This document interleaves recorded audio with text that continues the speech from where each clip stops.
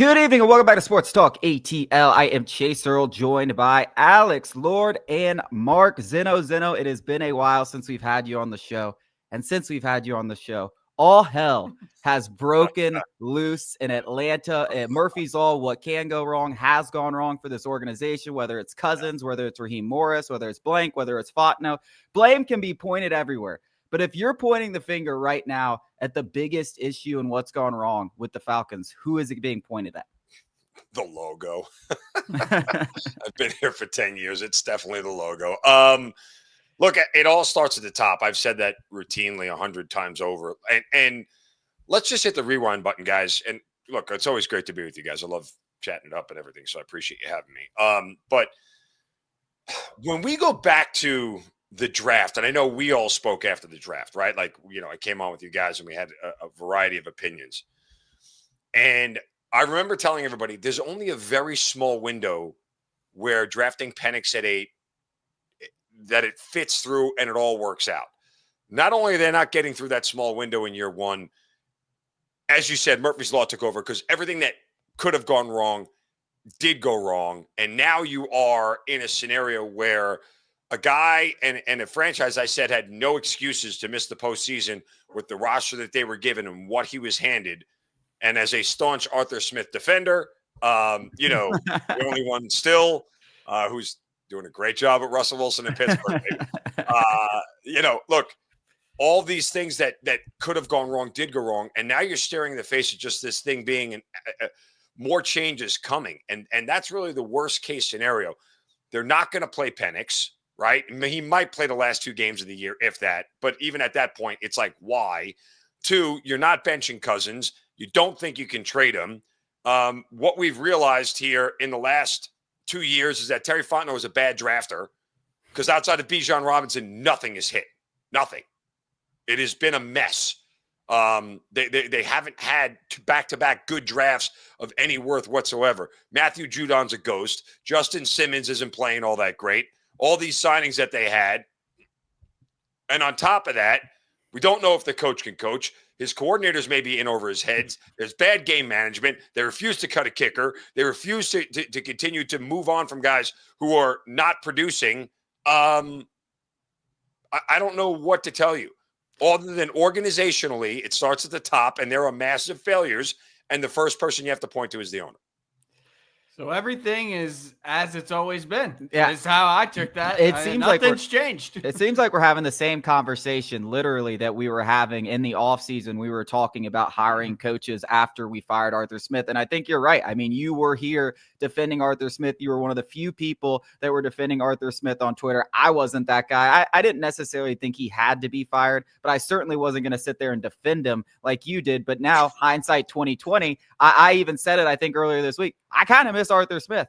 Like, I'm kind of tired of the Dan Quinn mantras that Raheem Morris comes out and says, we're going to get better. It's all right. We trust that guy. Everybody hates over positive people. And though the corporate America tells you that, this is good for a workplace environment, everybody hates an over positive person. Like, it's okay to just be a realist and be like, guys, we suck, but we're going to try and be better. It's okay to say that instead of the whole, I've got a beautiful smile and my 3-piece suit and I'm going to breathe belief into these guys. Like, that worked in the offseason. I was a believer, but now it's like, all right, man. I wanted to believe. I want this to work. I wanted to believe more than I actually did believe in the offseason. I was like, you know what? I'm going to go in this with a positive attitude. He's got me feeling positive. Now I couldn't be more negative. I mean, look, the reality is this, and I have a great relationship with Raheem Morris. I mean, a great one-on-one relationship with him. I like him a lot. He's a really nice, genuine guy. And when I say nice, like he's very likable. He's easy to get along with. He's charming. He draws you in. He's got a big smile. He communicates well. I like him. I genuinely do. And I know he likes me. We get along. We laugh at each other. We poke fun at each other. It's okay. And he takes all the slings that I throw at him. And he doesn't even mind that, he even kind of encouraged me. He's like, you don't have to be so nice about it, like you can just fire away. And I'm like, well, I genuinely not trying to make you, out to be a villain here or say anything bad. That said, I don't know if he's a good coach yet. And I think his coordinators are in over their head. I think Zach Robinson leaves a lot to be desired at this point. Jimmy Lake has got a real problem. Look, I pointed this out to him again, and he, I kind of did this intentionally because I don't know if you remember when Raheem was coaching in Tampa Bay, he gave out the quote, stats are for losers. So I knew all year long when I was walking in every press conference, I was going to hit him with a stat. I was going to hit him with a stat. I was going to hit him with a stat. So because I was, initially poking fun at him, but, he's kind of poked fun back at me. So, he understands. But again, with Jimmy Lake, dead last. And I tweeted this out about 3 or 4 weeks ago, and it still has not changed. The Falcons are dead last in opponent completion percentage allowed. Like when you give up when you allow opponents to complete 73% of their passes, guys, I've said this for years. Anytime you drop back to pass, only 4 things can happen. 3 of them are bad for the offense. So passing legitimately only has a 25% success rate. And when you're allowing your opponent to get 25%, 75% of the times, it's really bad. Like you can't allow teams to continue to complete passes and move the ball on you without doing some level of change. Like that's a stat that never really occurred to me until I started to dive into it, of how bad this defensive scheme is, because it doesn't matter who's at quarterback. And I'm not going to lie. I'll say this, and I know you guys are going to love this. Desmond Ridder is starting on Monday night. I'm so here for Desmond Ridder to throw for 300, 3 touchdowns and win the game. I am so here for it all. I just want to see that man split in 2. That's what I really want to do.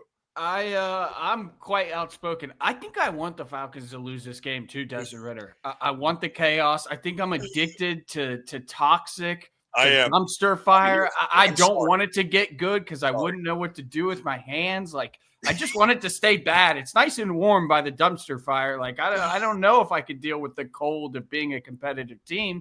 But if Desmond Ridder completes 75% of his passes against this defense, just burn it all down. But all right, so we put the blame on Jimmy Lake, but I mean, Raheem Morris is a defensive guy. Like you're watching all this happen. Like how much is the blame on him? Like I asked him if he was going to take over play calling. He said no. But even all right, but you're still involved on the week to week going into practice. Like there's got to be some level of your hand is in here, like having an input. Like I said this when we hired Jimmy Lake, who was an unproven guy, and Raheem Morris, who replacing Ryan Nielsen, who really got a lot out of a defense that wasn't that talented. Now you have more talent on that side of the ball. You got Judon, you got Justin Simmons.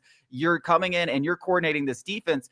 It's up to them to at least have it at the standard that it was last year or around it, maybe a little bit below. We're not even close. And that to me falls just as much on Raheem Morris. Skillish. And I want to ask you, what is the leash like for Raheem Morris? Like how if they lose to the Raiders, I mean, this thing has gone completely off the rails. Listen, remember when last year they lost to the Panthers? That's when Arthur Smith decided to fire. That's when Arthur Blank decided to fire Arthur Smith when they lost to the Panthers. If a guy that was cast off here and couldn't play comes back and beats them, that is one of those significant emotional. Arthur Blank is an emotional individual. Like, and that's what people don't understand. And I went back. I think everybody understands that Arthur Blank is emotional. The guy hasn't made one move against his heart in his entire life. Right. And that's sort of what I'm looking at. Like people were going back and forth on the Falcons on their timeline. And somehow somebody put a quote tweet in from something that I had tweeted a while back. And I had jumped in to respond and basically, they were going back and forth about, the direction of the team, this, that, and the other. And I kind of told him, I said, look, there's only one thing we definitively know for sure, is that the only thing about this organization that is constant is the fact that there is no structure within the organization. None. Zero.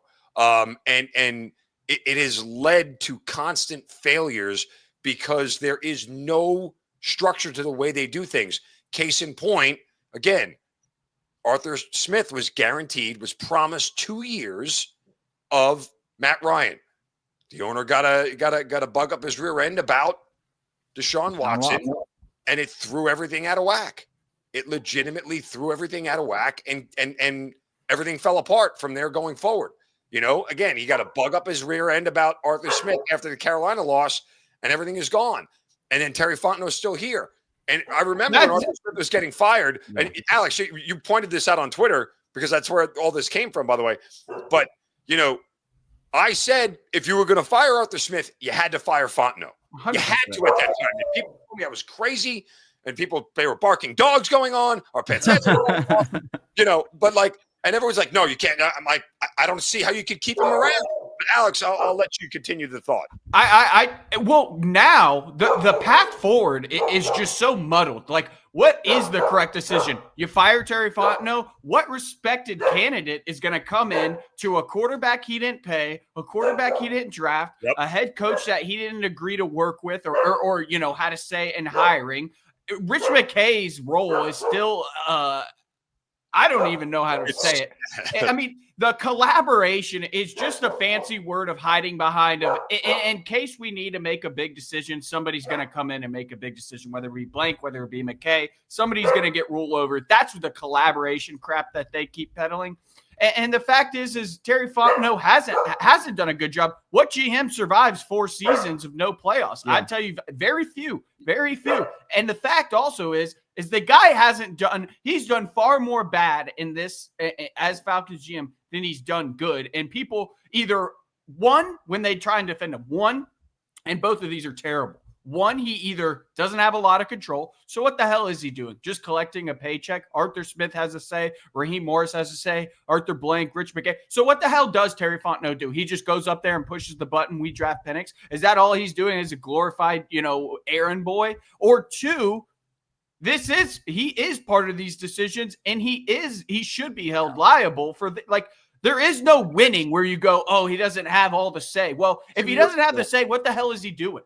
To your point, the biggest issue with this organization and from ownership is lack of accountability of anything. Oh my gosh. Of anything. Did you see that video?